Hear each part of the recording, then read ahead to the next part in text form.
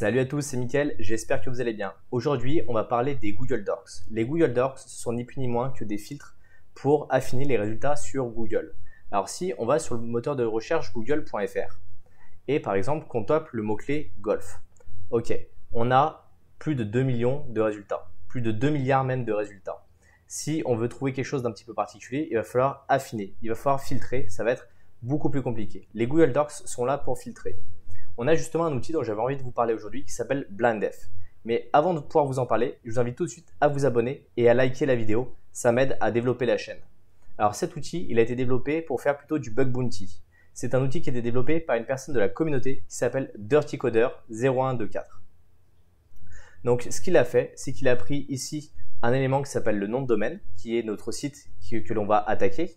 Et après, ici, il y a des docs qui sont déjà préinscrits.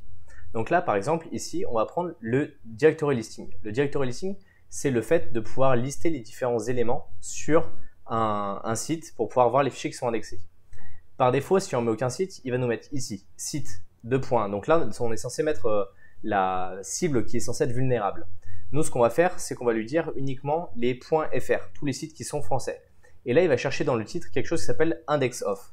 Index of, globalement, c'est en général ce qu'on va retrouver pour avoir la liste des fichiers. Donc ici, si on clique dessus, par exemple le premier, data.gouv.fr, on a index of et on voit tous les fichiers ici qui sont listés.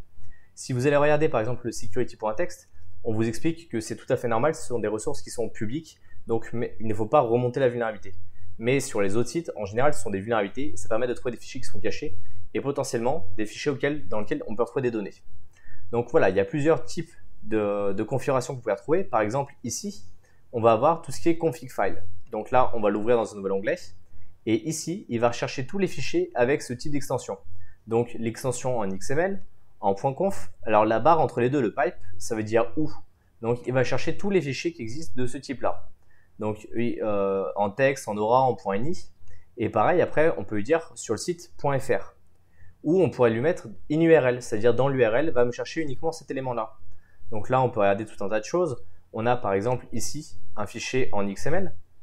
Donc là, voilà, on a certains éléments. Donc ce n'est pas forcément de la configuration.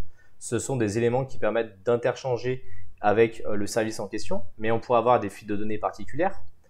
Bien sûr, on peut aller chercher des choses beaucoup plus loin en fait. Si on va regarder par exemple tout ce qui est fichier de base de données. Donc là, on voit la requête qui va être mise en bas. Donc il va chercher pour les extensions SQL, DBF ou MDB. On peut regarder pour des choses de WordPress. Par exemple, on cherche un site si c'est du WordPress ou pas. Donc, il va chercher les WP Content, les plugins, les uploads, les thèmes ou le download. On va pouvoir aller chercher les log files. Les log files, c'est très intéressant. Parce que dans un log file comme celui-ci, par exemple, je vous ai donné une capture d'écran pour que vous compreniez un petit peu à quoi ça correspond. On va retrouver tout un tas d'informations, dont des informations, par exemple, de production. Donc ici, par exemple, on a une fuite de données avec les informations, avec la structure, en fait, du dossier du site web. Donc on voit que c'est du Symfony et que c'est dans le dossier Home, Bureau Syst, 3W, Vendor, Symfony et après on continue. Il y a même des possibilités d'injecter en fait dans ces fichiers d'erreur.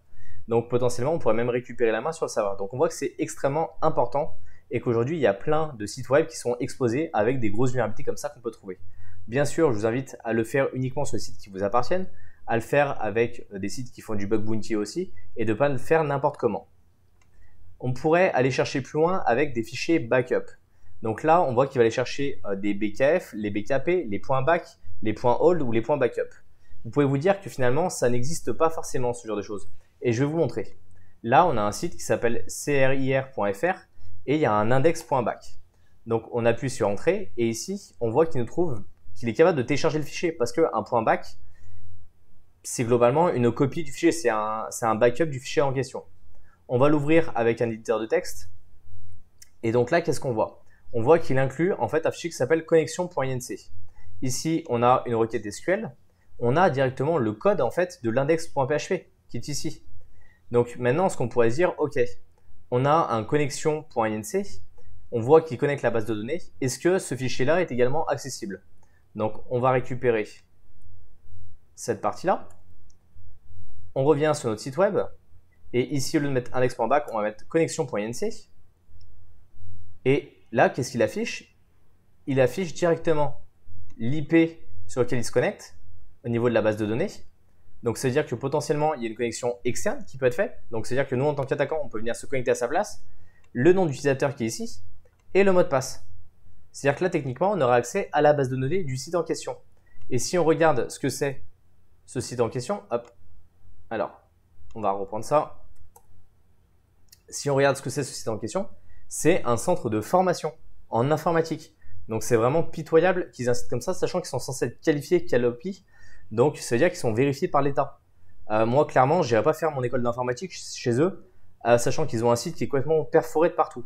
Voilà, c'est pour vous donner un peu d'idée de ce qu'on peut trouver sur Internet. Et c'est pas les seuls à avoir ce genre de choses, hein. Je ne leur jette pas particulièrement la pierre. Mais pour moi, c'est intolérable de faire des formations informatiques si on n'est même pas capable de faire un minimum de sécurité sur son propre site web. Alors, il y a plein d'autres possibilités. Par exemple, ici, les login pages. On va chercher dans l'URL, par exemple. Hop, on va l'ouvrir pour que je puisse vous montrer un petit peu à quoi ça ressemble. Alors, bien sûr, si vous faites trop de Google Docs, vous allez être pris pour un robot par Google. Ça, c'est quasi automatique. Et là, ce qu'il va chercher, c'est qu'en fait, il va chercher dans l'URL le mot login, sign in, login ou hôte, par exemple. Donc là, on peut lui dire, par exemple, je veux uniquement les sites en .fr. Et voilà, je prends le deuxième lien, hein. Je ne vais pas m'embêter, hein. L'idée, c'est pas d'aller chercher quelque chose de trop compliqué. Ah, ça a été coupé, c'est pas grave. Hop, on va en essayer d'autres. Ici, hop, voilà. Donc là, on voit qu'on peut se connecter en tant qu'étudiant. C'est chez 42, c'est école d'informatique. Et ici, pareil, sur Stellaire, on peut se connecter. Donc voilà, on peut vraiment filtrer et trouver des choses qui sont extrêmement pertinentes. Et bien sûr, là, si vous attaquez, je ne sais pas, un site en particulier, ça peut être, j'ai pas de nom en tête, hein, mais google.fr, et ben lui automatiquement, il va aller faire les configurations pour que ça soit pour google.fr. Donc si par exemple je cherche des config files chez google.fr, je trouve uniquement le sitemap parce qu'il y a très peu de choses. Mais vous pourriez trouver comme ça des vulnérabilités sur des gros sites comme chez Microsoft et autres. Ça arrive régulièrement qu'ils aient des fuites d'informations comme ça. Des erreurs SQL. Donc là, on va chercher par exemple dans le texte. Cette fois, on ne cherche plus dans l'URL, mais dans le texte qui est retourné, des choses comme syntaxe error ou incorrect syntaxe. Et donc, si on regarde un petit peu ce que ça peut donner, ça peut donner des choses comme ça. Serveur SQL. Donc, potentiellement, quand on voit des cannot connect ou local MySQL et autres, avec en plus la fuite de données sur l'arborescence, on se dit que le site il doit être très très mal sécurisé et que potentiellement il y a vraiment des vulnérabilités. Pas de chance, c'est un avocat. Pareil, on peut faire la même chose. Ça, c'est un site plutôt à caractère religieux. On retrouve voilà, également les différentes informations. Je pense que ce ne sont pas des personnes qui sont compétentes dans le secteur informatique, mais leurs sites sont complètement perforés et potentiellement ça peut entraîner des troubles qui sont vraiment importants. Bien sûr, on peut aller chercher tout ce qui est documents qui seraient exposés. Par exemple, on va chercher tout ce qui est docx, ODT, PDF, RTF, SXV. Ce que j'aime bien aller chercher aussi, c'est tout ce qui est PHP info.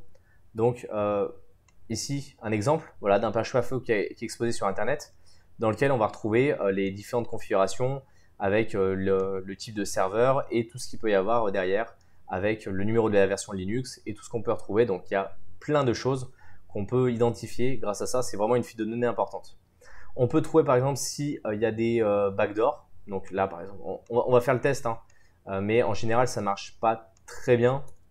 Après ça dépend de ce qui a été indexé, c'est comme tout, hein. Si le site il est vulnérable et qu'il y a des choses comme ça qui ont été indexées, là bien sûr on tombe sur Shell qui est la marque. Quand on voit 13 millions de résultats, c'est peut-être un peu trop. Il faudrait filtrer sur des choses qui sont un peu plus pertinentes ou aller en 10e page. Mais globalement, en général, on trouve rarement une backdoor comme ça qui est posée.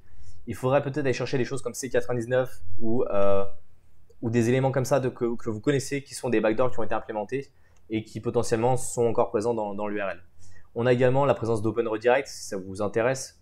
Donc ça permet de rediriger la page d'une personne sur une autre URL. On peut avoir des Bitbucket, on peut voir un peu avec la Wayback Machine pour remonter. Les Git folders, le nombre de fois où on a trouvé des choses qui sont énormes dedans en fait. C'est hyper courant. Du htaccess, des fichiers d'install, des readme, des configurations d'Apache. Voilà, il y a vraiment de quoi faire. Après, si vous voulez en ajouter d'autres dans cette page-là, vous pouvez lui envoyer un message et il se fera un plaisir de les ajouter en complément. Vous avez des security leaders, mais au moins c'est un bon début. Et si vous ne maîtrisez pas forcément les Google Docs, je vous invite à creuser, à regarder un petit peu comment ça fonctionne, comment ça interagit. Évitez de cliquer sur des sites gouvernementaux pour éviter de vous faire taper dessus. Et restez toujours dans le légal, c'est extrêmement important. J'espère en tout cas que vous avez aimé cette vidéo, que vous avez appris des choses. Pensez, comme je vous disais, à mettre un like et à vous abonner. Et si vous n'avez pas encore récupéré le guide qui est disponible dans la description, faites-le tout de suite. Il est très utile pour les débutants. On se retrouve dans une prochaine vidéo. Salut à tous!